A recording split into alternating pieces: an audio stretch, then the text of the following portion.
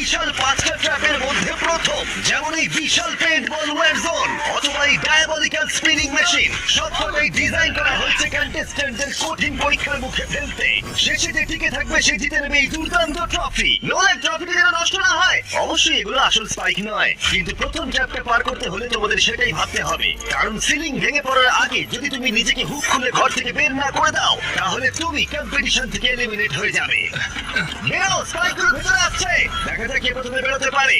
বেরিয়ে এসো, বেরিয়ে এসো, বেরিয়ে এসো, বেরিয়ে যাও। তাড়াতাড়ি করো, তাড়াতাড়ি। চলো চলো চলো, জলদি। তাড়াতাড়ি, সময় শেষ হয়ে আসছে। খেলা শেষ হয়ে গেছে। তোমাদের মধ্যে 49 জন এলিমিনেট হয়ে গেছে আর তোমাদের 51 জন এগিয়ে গেল। আর 4টে ট্র্যাপ বাকি আছে, আর এর পরেরটা তোমরা বিশ্বাস করতে পারবে না।